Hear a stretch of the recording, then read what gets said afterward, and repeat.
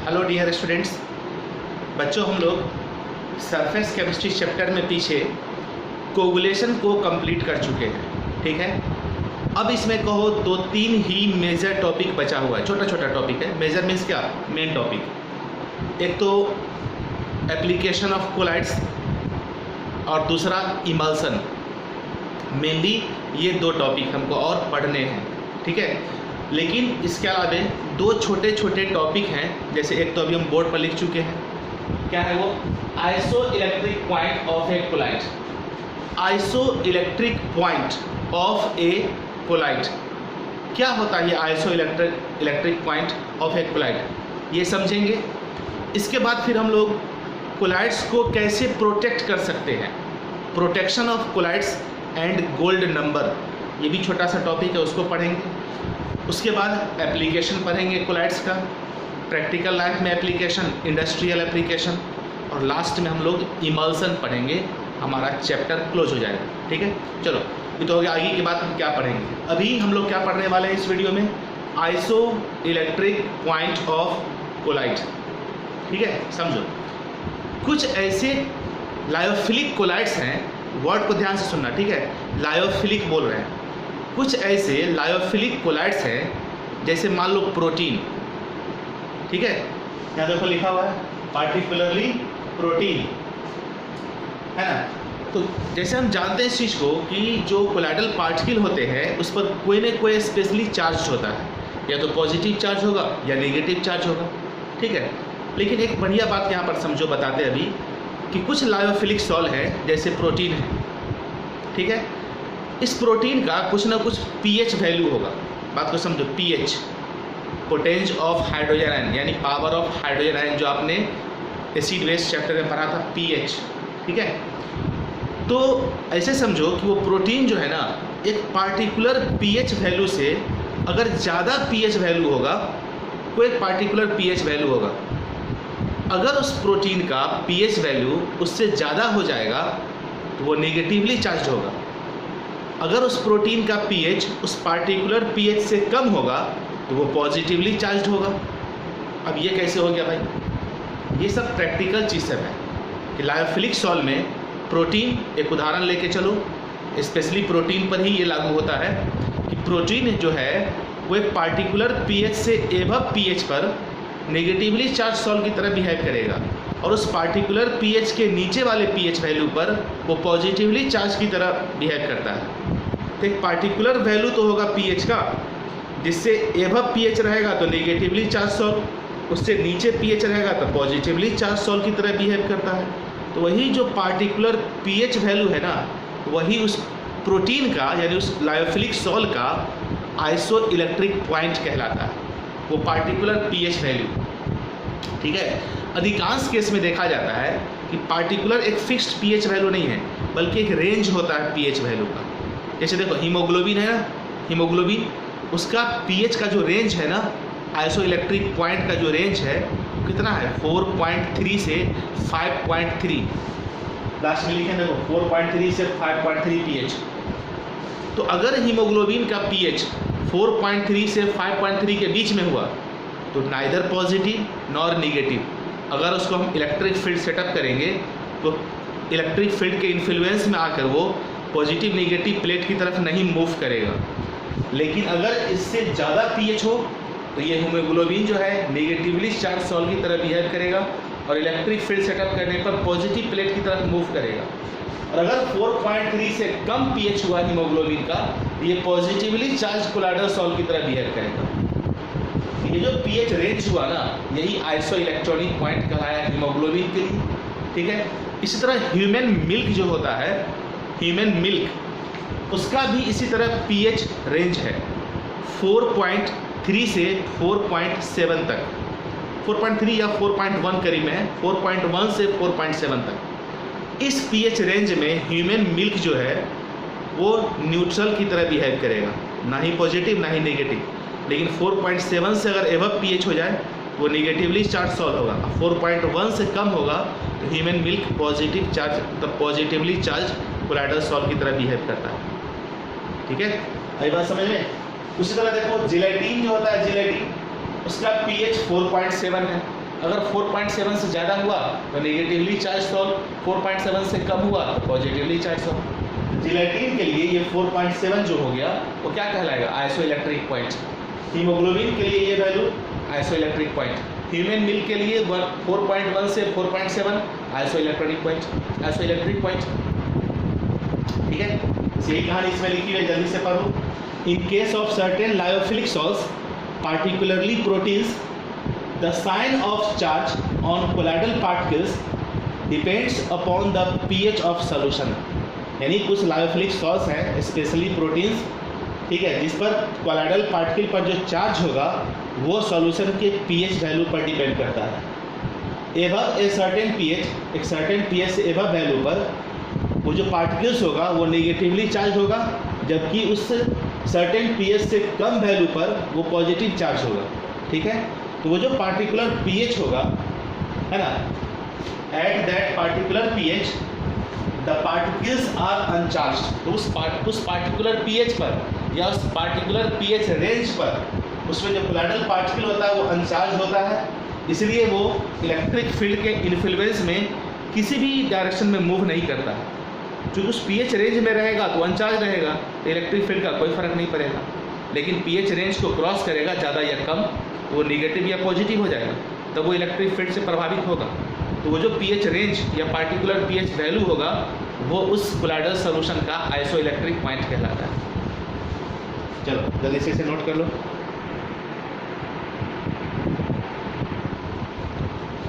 चलो बच्चों, अब हम नेक्स्ट छोटे से टॉपिक की तरफ बढ़ते हैं। अभी हम लोग पढ़े पीछे isoelectric point of colloid. ठीक है, अभी हम लोग पढ़ेंगे protection of colloid and gold number. Protection of colloid and gold number, क्या होता है gold number, protection of colloid क्या होता है वो समझो। बहुत इंटरेस्टिंग बढ़िया चीज़ है ना। इसमें पूरा खत्म हो जाएगा। अब आप बार बार सोचते हो सर इतना सारा लिखते हैं कैसे नोट करेंगे, दूसरा कोई उपाय लगता है अब ढूंढ लीजिए। ठीक है, इतने सारे टर्म्स पढ़ने ही हैं, पूरा थ्योरेटिकल चैप्टर है, कहानी की तरह सुनना है और इसे नोट करना है। नोट करने के बाद इसे पढ़ लेना है, एक बार याद हो जाता है। सही ढंग से सुनिएगा, लिखिएगा और पढ़िएगा ना, याद हो जाएगा। ठीक है, तो सबसे पहले हम प्रोटेक्शन ऑफ कोलाइड समझते हैं क्या होता है। सो देखो, जो लायोफोबिक सॉल होता है, लायोफोबिक सॉल, हम जानते हैं इस चीज़ को कि लायोफोबिक सॉल लेस स्टेबल होता है लायोफिलिक सॉल की तुलना में। ठीक है, कहने का मतलब कि जो लायोफोबिक सॉल होता है उसे हम आसानी से इलेक्ट्रोलाइट ऐड करके कोगुलेट कर सकते हैं। ठीक है, लेकिन हमें यहाँ पर लायोफोबिक सॉल को कोगुलेशन से प्रोटेक्ट करना है कि वो कोलाइडल सॉल्यूशन जो था लायोफोबिक सॉल वो ईजिली कोगुलेट ना करें। इसके लिए हम क्या करते हैं ना, उस लायोफोबिक सॉल में कुछ सर्टेन लायोफिलिक सॉल हैं जिसे हम ऐड कर देंगे। अब सर्टेन में 2 4 5 होगा, अब सभी नहीं मिला देना है। कोई एक लायोफिलिक सॉल अगर हम ऐड कर देंगे ना लायोफोबिक सॉल में, तो क्या करेगा लायोफिलिक सॉल पता है, लायोफोबिक सॉल को चारों तरफ से घेर लेता है, उस पर एक कवर बना लेता है, जिससे वो लायोफोबिक सॉल जो है फर्दर कोगुलेशन से प्रोटेक्ट हो जाता है। क्योंकि हम जानते हैं लायोफिलिक सॉल जो है आसानी से कोगुलेट नहीं होता है, तो जैसे ही हम लायोफोबिक सॉल में लायोफिलिक सॉल को ऐड करेंगे तो वो लायोफिलिक सॉल लायोफोबिक सॉल के चारों तरफ घेर लेता है, उसे चारों तरफ से घेर लेगा, यानी उसको कवर अप कर लेता है, जिससे वो लायोफोबिक सॉल का पार्टिकल्स कोगुलेशन से प्रोटेक्ट हो जाता है। तो इस प्रकार हम लायोफोबिक सॉल को कोगुलेशन से प्रोटेक्ट कर सकते हैं। कैसे कर सकते हैं, उसमें कुछ सर्टेन फिक्स्ड लायोफिलिक सॉल हैं, अगर उसको ऐड कर दिया जाए, जैसे गम हो गया, स्टार्च हो गया, जिलेटिन हो गया, इस सब टाइप का जो हमारा लायोफिलिक सॉल है, अगर इसको हम ऐड कर दें लायोफोबिक सॉल में, लायोफोबिक सॉल जैसे metallic sol, gold sol, silver sol, platinum sol, ये सब मेटेलिक सॉल है, ये आसानी से कोगुलेट हो सकता है। इसको कोगुलेट से प्रोटेक्ट करने के लिए इसमें हम लायोफिलिक सॉल ऐड कर देंगे, जैसे स्टार्च, गम, जिलेटिन, एल्बुमिन, ये सब अगर ऐड कर दें तो ये जो स्टार्च, गम, जिलेटिन, लायोफिलिक सॉल है ना, ये जो मेटेलिक सॉल लायोफोबिक सॉल है इसको प्रोटेक्ट कर देता है, इसको घेर लेता है, इसको कवर अप कर लेता है, जिससे ये लायोफोबिक सॉल इजीली कोगुलेट नहीं हो पाता है। ठीक है, बस इसी को हम लोग बोलते हैं प्रोटेक्शन। क्या बोलते हैं? प्रोटेक्शन ऑफ कोलाइट या प्रोटेक्शन ऑफ लायोफोबिक कोलाइट। ठीक है, और लायोफोबिक कोलाइट को प्रोटेक्ट करने के लिए जो हमने इस्तेमाल किया लायोफिलिक कोलाइट्स, उसको क्या बोलते हैं? प्रोटेक्टिव कोलाइट या प्रोटेक्टिव सॉल। किसको बोलेंगे प्रोटेक्टिव कोलाइट? लायोफिलिक कोलाइट को, जो कि उसने प्रोटेक्ट किया है लायोफोबिक को।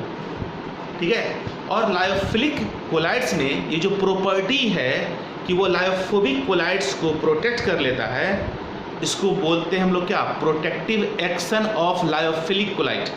प्रोटेक्टिव एक्शन कि वो एक एक्शन में, एक मोड में चलाता है। मोड में से यहाँ पे ये नहीं झगड़ा करने जा रहा है उससे किसी से वो, बल्कि लायोफोबिक कोलाइट्स के चारों तरफ वो अपने आप को घेर लेता है, यानी लायोफोबिक कोलाइट्स के पार्टिकल्स को लायोफिलिक कोलाइट्स का पार्टिकल्स जो है उसको घेर लेगा।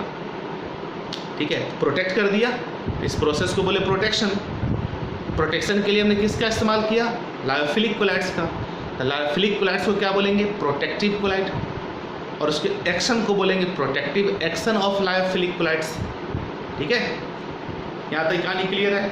अब समझो कि जो हमारा लायोफोबिक कोलाइड है, लायोफोबिक कोलाइड, मान लो कि हम गोल्ड सॉल ले लेते हैं, क्योंकि आगे आप देख रहे हैं गोल्ड नंबर लिखा हुआ है, इसलिए हम गोल्ड सॉल को उदाहरण मान लेते हैं। ठीक है, गोल्ड सॉल लायोफोबिक सॉल है, इसको कोगुलेशन से प्रोटेक्ट करने के लिए मान लो इसमें हमने स्टार्च या एल्बुमिन, कोई भी लायोफिलिक कोलाइड्स ऐड कर दिया।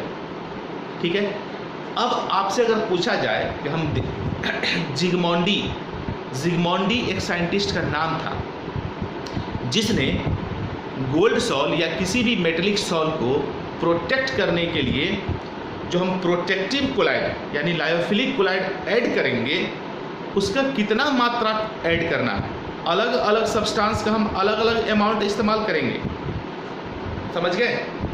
जैसे देखो, गोल्ड सॉल को हमको प्रोटेक्ट करना है। ठीक है, हम गोल्ड सॉल का एक पार्टिकुलर अमाउंट ले लिए। गोल्ड सॉल हमारा लायोफोबिक सॉल है जिसे हमें प्रोटेक्ट करना है। अब उसको प्रोटेक्ट करने के लिए हम स्टार्च का इस्तेमाल कर सकते हैं। ठीक है, पोटैटो स्टार्च का या ह्यूमन मिल्क का सिजीन, ह्यूमन मिल्क में जो सिजीन होता है उसका इस्तेमाल कर सकते हैं। स्टार्च का इस्तेमाल किए, जिलेटिन का इस्तेमाल कर सकते हैं, कई सारे सब्सटेंस हैं, एल्बुमिन है, गम है, हीमोग्लोबिन है, इन सभी का इस्तेमाल हम कर सकते हैं गोल्ड सॉल को प्रोटेक्ट करने के लिए। तो क्या आप बता सकते हैं कि अगर हम मान लो गोल्ड सॉल का 10 ml ले लेते हैं, कितना ले लिए? 10 ml मान लेते हैं, तो 10 ml गोल्ड सॉल को प्रोटेक्ट करने के लिए हीमोग्लोबिन जितना यूज होगा, क्या उतना ही स्टार्च भी यूज करेंगे? क्या उतना ही हम एल्बुमिन भी यूज करेंगे? क्या उतना ही हम गम यूज करेंगे? नहीं। ये जो अमाउंट है लायोफिलिक सॉल का, ये तो अलग अलग लग सकता है ना। तो गोल्ड सॉल के एक फिक्स्ड अमाउंट को प्रोटेक्ट करने के लिए जो हम लायोफिलिक सॉल इस्तेमाल करेंगे उसका अलग अलग अमाउंट हो सकता है। इसी अमाउंट को कंपेयर करने के लिए जिगमॉन्डी ने 1901 ईस्वी में एक टर्म डिफाइन किया, जिस टर्म को कहते हैं गोल्ड नंबर। जिस गोल्ड नंबर टर्म की मदद से हम लोग किसी भी लायोफोबिक कोलाइड्स को प्रोटेक्ट करने के लिए कितना हमारा लायोफिलिक कोलाइड्स लगेगा उसके अमाउंट को हम फाइंड कर सकते हैं। ठीक है, तब गोल्ड नंबर को हम डिफाइन करेंगे। यहाँ देखो लिखा है ना गोल्ड नंबर, ये गोल्ड नंबर है, कैसे डिफाइन करेंगे समझो। Gold number of a protective colloid, protective colloid किसको बोलेंगे? लायोफिलिक कोलाइड को, जिसको ऐड करेंगे हम लोग लायोफोबिक कोलाइड्स को प्रोटेक्ट करने के लिए। ठीक है, तो जिसको ऐड कर रहे हैं लायोफिलिक कोलाइड को, उसी को प्रोटेक्टिव कोलाइड बोलना है। तो प्रोटेक्टिव कोलाइड का ही गोल्ड नंबर डिफाइन होगा, यानी जो ऐड करेंगे ना सब्सटेंस, कितना उसका ऐड करना पड़ा हमें, जितना अमाउंट ऐड करेंगे बेटा उसको बोलते हैं गोल्ड नंबर। अभी समझो इसको डिफाइन कैसे किया गया।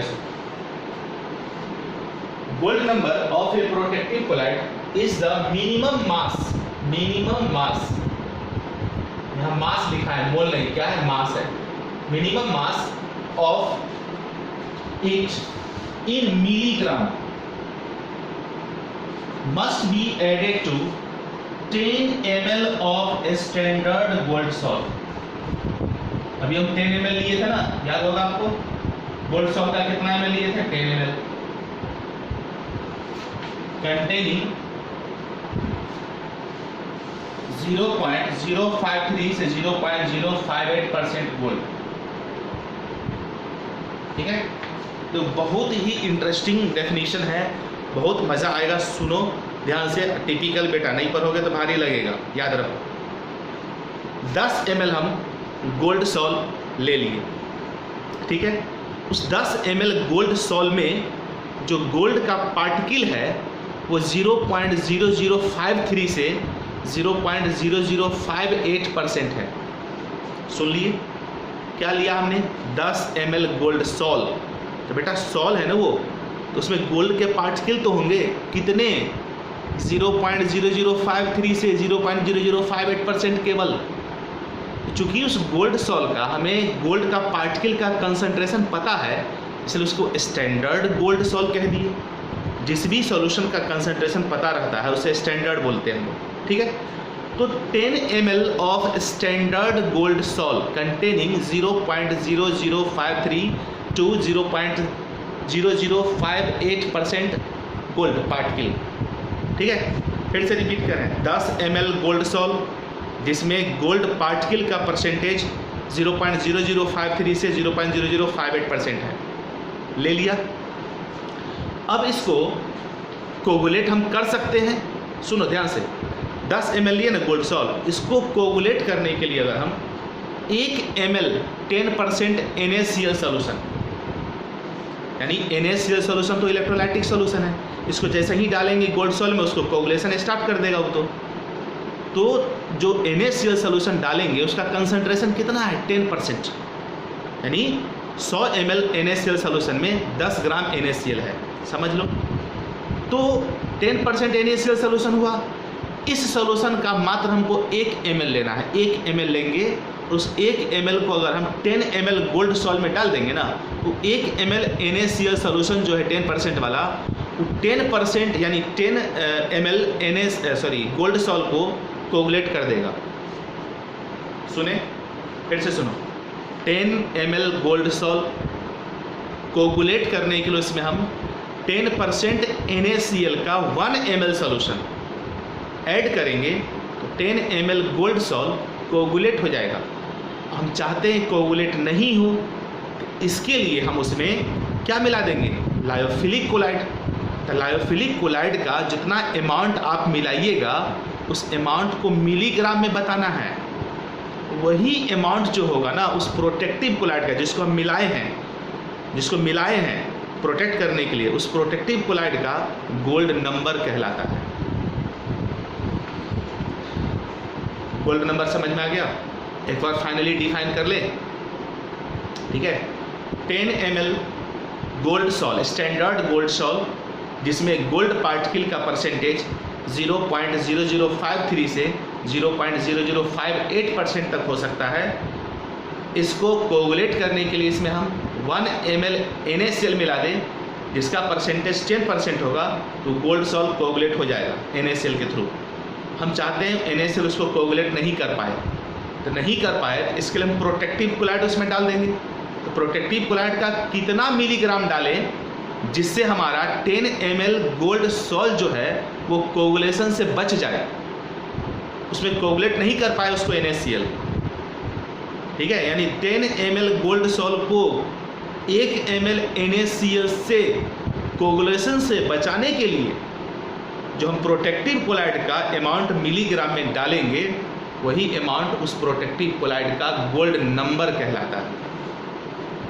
4 बार 5 बार हम इस चीज़ को डिफाइन कर चुके हैं, अच्छे ढंग से सुन लो, याद कर लो, ठीक है। गोल्ड नंबर याद रखो, लिखा हुआ यहाँ तक गोल्ड नंबर डिफाइन हो गया। अब समझो कि गोल्ड नंबर जितना कम होगा, मतलब जो लायोफिलिक कोलाइड आपने ऐड किया, यानी जो प्रोटेक्टिव कोलाइड आपने ऐड किया, अगर हमको मान लो थोड़ा सा ही ऐड करना पड़ा, क्या मतलब निकला, उस प्रोटेक्टिव कोलाइड जो है उसका प्रोटेक्शन पावर बहुत अधिक है, तब तो थोड़ा सा ऐड किए और उसको कोगुलेशन से रोक लिया। और मान लो कोई ऐसा भी सब्सटेंस हो सकता है जिसको हमको गोल्ड सॉल्ट को प्रोटेक्ट करने के लिए ज़्यादा अमाउंट मिलाना पड़े। नहीं समझे बात को? जो यहाँ पर हम लायोफिलिक सॉल्ट ऐड करेंगे प्रोटेक्शन के लिए तो अलग अलग अमाउंट होगा। अब मान लो 10 ml गोल्ड सॉल्ट लिए हैं, उसको 1 ml NaCl से कोगुलेट करने से बचाने के लिए जो हम अमाउंट मिलाएंगे तो अलग अलग होगा। अब मान लो कहीं कम अमाउंट मिलाना पड़ा तो क्या मतलब निकला? गोल्ड नंबर कम है, थोड़ा सा अमाउंट मिलाए, इसका क्या मतलब निकला? उसके पास पावर अधिक है, थोड़ा सा ही मिलाएंगे और उसको कोगुलेशन से प्रोटेक्ट कर देगा। यानी गोल्ड नंबर जितना कम होगा ना, गोल्ड नंबर जितना कम होगा उसका प्रोटेक्शन पावर उतना ज़्यादा होगा। यानी गोल्ड नंबर और प्रोटेक्शन पावर इन्वर्सली रिलेटेड होगा, यानी रेसिप्रोकल होता है। गोल्ड नंबर जितना कम, ठीक है, उसका प्रोटेक्शन पावर उतना ज़्यादा। और जिसका गोल्ड नंबर ज़्यादा है यानी ज़्यादा अमाउंट हमको मिलाना पड़ रहा है प्रोटेक्ट करने के लिए, और तो उसके पास कम पावर था इसलिए तो ज़्यादा मिलाना पड़ रहा है ना। गोल्ड नंबर अधिक, प्रोटेक्शन पावर कम। ठीक है, यहाँ पर कुछ सब्सटेंस हैं, कुछ यहाँ पर आपका लायोफिलिक सॉल्ट है, लायोफिलिक सॉल्ट है जिसका गोल्ड नंबर लिखा हुआ है और इसका रेसिप्रोकल वैल्यू लिखा हुआ है। रेसिप्रोकल वैल्यू को हम प्रोटेक्टिव पावर बोलेंगे। क्या बोलेंगे? Protective power. तो गोल्ड नंबर का रेसिप्रोकल ही प्रोटेक्टिव पावर कहलाता है। गोल्ड नंबर का रेसिप्रोकल, ठीक है, प्रोटेक्टिव पावर कहलाएगा। मान लो कि गोल्ड नंबर अगर 10 है तो 1/10 यानी 0.1 उसका प्रोटेक्टिव पावर हो गया। ठीक है, अगर गोल्ड नंबर 100 है तो प्रोटेक्टिव पावर क्या होगा? 1/100। अब कुछ सोचो कि मान लो जैसे देखो यहाँ पर जगह नहीं यार, यहाँ देखते हैं गोल्ड नंबर अगर 10 है तो प्रोटेक्टिव पावर 1/10। गोल्ड नंबर अगर 100 हो गया तो प्रोटेक्टिव पावर हो जाएगा 1/100। ये क्या 0.1, ये क्या 0.01। अब खुद से देखो कि गोल्ड नंबर बढ़ा, प्रोटेक्टिव पावर घटा, 0.1 से घट के 0.01 हो गया। गोल्ड नंबर 10 था तो protective power 1/10। Gold number 100 protective power 1/100। तो गोल्ड नंबर बढ़ रहा है तो प्रोटेक्टिव पावर घट रहा है। एक उदाहरण के लिए समझाया मैथमेटिकली, इसका कोई काम नहीं है। कहने का मतलब ये हुआ कि गोल्ड नंबर अधिक होगा, जितना वैल्यू होगा ना गोल्ड नंबर का, उसका रेसिप्रोकल वैल्यू उसका प्रोटेक्टिव पावर कहलाता है। यहाँ कुछ लिखा हुआ देखो, जैसे जिलेटिन का गोल्ड नंबर 0.005 से 0.001 है, इसका प्रोटेक्टिव पावर देखो 200 से 100 है। अब यहाँ घटते गया। सिजीन का गोल्ड नंबर 0.01 है, 0.01 से 0.02, इसका प्रोटेक्टिव पावर देखो 100 से 50 है। हीमोग्लोबिन का गोल्ड नंबर बढ़ गया यहाँ पर 0.03 से 0.07, इसका देखो प्रोटेक्टिव पावर इससे घट गया, 33 से 14 हो गया। एल्बुमिन का देखो और बढ़ गया गोल्ड नंबर, पावर देखो घट गया। यानी जिलेटिन से सिजीन, सिजीन से हीमोग्लोबिन, हीमोग्लोबिन से एल्बुमिन, एल्बुमिन से गम से पोटैटो स्टार्च। गोल्ड नंबर बढ़ रहा है लेकिन उसका प्रोटेक्टिव पावर घट रहा है। गोल्ड नंबर का वैल्यू देखो यहाँ बढ़ रहा है ना, अब प्रोटेक्टिव पावर का वैल्यू देखो घट रहा है ना। 200 से 100 था किसका? जिलेटिन का। सिजीन का देखो उसका प्रोटेक्टिव पावर घट गया। हीमोग्लोबिन का 35 से 14 हो गया। एल्बुमिन का 10 से 5 हो गया। गम अरेबिक का 7 से 4 हो गया। पोटैटो स्टार्च का 0.5 से 0.4 हो गया। प्रोटेक्टिव एक्शन यानी प्रोटेक्टिव पावर घट गया तो गोल्ड नंबर बढ़ गया। कहने का मतलब गोल्ड नंबर जो है प्रोटेक्टिव पावर के रेसिप्रोकल होगा। यानी कहने का मतलब गोल्ड नंबर जो है ना वो रेसिप्रोकल होगा किसका? प्रोटेक्टिव पावर के। ठीक है, रेसिप्रोकल। यही बात कौन बताया? जिग्मोंडी साइंटिस्ट का नाम था, जिसने गोल्ड सॉल्ट को रेफरेंस लेकर के गोल्ड सॉल्ट का 10 ml लिया, जिसमें गोल्ड पार्टिकल का परसेंटेज पता था। इसको कोगुलेट करने के लिए हम 1 ml NaCl डालेंगे 10% वाला। इसको कोगुलेशन से बचाने के लिए जितना हम प्रोटेक्टिव कोलाइड ऐड करेंगे मिलीग्राम में, उस अमाउंट को मिलीग्राम में बताना है। वही मिलीग्राम में प्रोटेक्टिव कोलाइड का जो अमाउंट होगा ना गोल्ड नंबर कहलाएगा। किसका? उस प्रोटेक्टिव कोलाइड का। तो गोल्ड सॉल्ट को चूंकि प्रोटेक्ट करने के लिए हमने इस्तेमाल किया लायोफिलिक कोलाइड का जितना अमाउंट, उसका गोल्ड नंबर डिफाइन किया गया, उस टर्म को गोल्ड नंबर कहा गया। क्या दिक्कत है, गोल्ड नंबर कहेंगे उस अमाउंट को। क्लियर है? यहाँ कुछ वैल्यू दिया हुआ है, एक्सपेरिमेंटल वैल्यू सब निकाल कर रखा हुआ है, याद करने की जरूरत नहीं है, बस केवल एग्जाम्पल के लिए इसको याद रखना है। इसको नोट कीजिए, गोल्ड नंबर हमारा फिनिश हो गया। यहाँ पर इस पर एक न्यूमेरिकल हम बना सकते हैं, चेक करते देखते हैं कि न्यूमेरिकल क्या हो सकता है।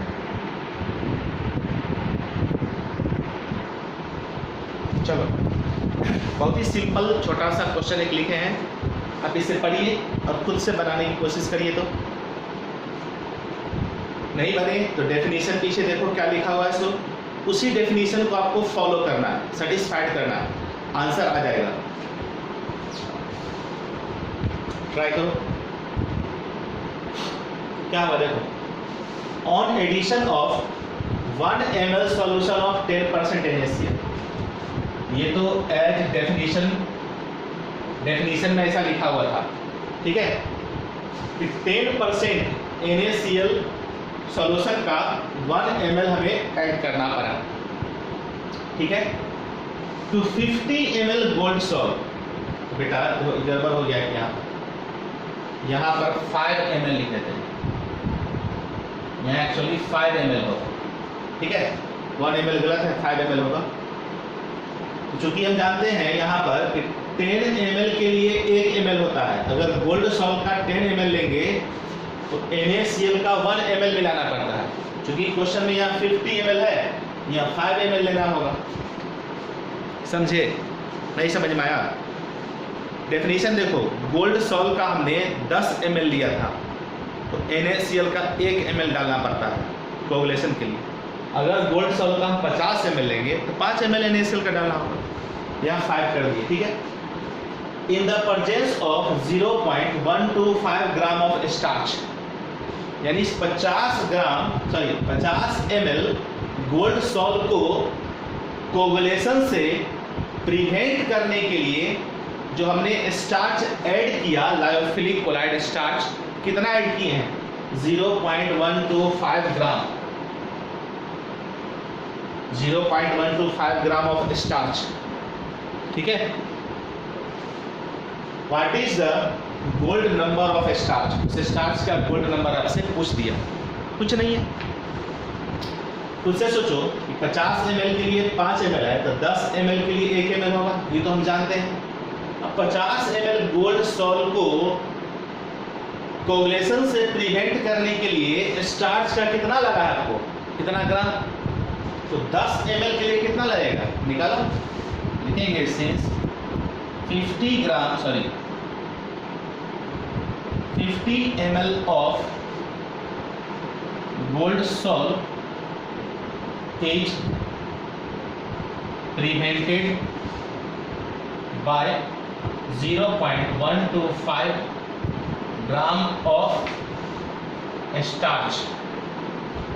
देख सकते हैं डेफिनेशन में गोल्ड सॉल्ट का कितना ml हम लोग लेते हैं, 10 ml ना, 10 ml गोल्ड सॉल्ट प्रिवेंटेड होगा कितना से, 0.125 by 50 into 10 gram of starch होगा। 0 से 0 गया, 5 से डिवाइड करो तो क्या जाएगा, 0.0 10 25 0.025 ग्राम ऑफ स्टार्च हो गया। अब आप बताइए कि स्टार्च का मास तो यहाँ ग्राम में निकला ना, डेफिनेशन में क्या कहता है, जो गोल्ड नंबर हम डिफाइन करेंगे स्टार्च का मिलीग्राम में होना चाहिए, यहाँ ग्राम में आया है, तो बेटा ग्राम को मिलीग्राम में चेंज कर लो, आंसर हो जाएगा। 0.025 इंटू 1000 कर देंगे, ग्राम चेंज हो गया मिलीग्राम में, कितना हो जाएगा, 25 मिलीग्राम ऑफ स्टार्च, बस यही स्टार्च का गोल्ड नंबर हो गया 25, है ना। बहुत सिंपल क्वेश्चन, चलो नोट कर लो इसको फटाक से जल्दी से, बहुत छोटा सा सिंपल आसान क्वेश्चन था, कुछ भी इसमें नहीं है। तो बच्चों इस वीडियो में इतना ही रहने दीजिए, छोटा सा वीडियो बना है, 2 टॉपिक हमारा और बच गया इसमें, ठीक है। एक एप्लीकेशन ऑफ कोलाइड्स और एक इमल्सन, जो नेक्स्ट 2 वीडियोज़ में आपका फिनिश्ड हो जाएगा। 2 वीडियो में आपका सरफेस केमिस्ट्री चैप्टर कम्प्लीटली खत्म हो जाएगा, ठीक है। अब मान लो एप्लीकेशन है, इस वीडियो में डाल देंगे तो आधा इसमें आधा उसमें चला जाएगा, इसलिए टॉपिक वाइज हम सेपरेट वीडियो बना रहे हैं। अब छोटा हो जाए या बड़ा हो जाए उससे नहीं मतलब है, ठीक है। तो जैसे कोगुलेशन का एक वीडियो बनाए, फिर अभी छोटे छोटे टॉपिक थे, iso electric point, gold number का एक वीडियो बनाए, फिर एप्लीकेशन ऑफ कोलाइड्स का एक वीडियो बनाएंगे, इमल्सन का एक वीडियो। इस तरह हर टॉपिक का, कोई टॉपिक छोटा होता है, कोई टॉपिक थोड़ा बड़ा हो जाता है, इसलिए वीडियो का ड्यूरेशन छोटा बड़ा हो सकता है, कोई दिक्कत नहीं है। बस वीडियो का ड्यूरेशन छोटा हो बड़ा हो इससे कोई लेना देना नहीं है। बैठ के रूम पर खूब मेहनत करना है जम करके। Okay, thank you, have a nice day.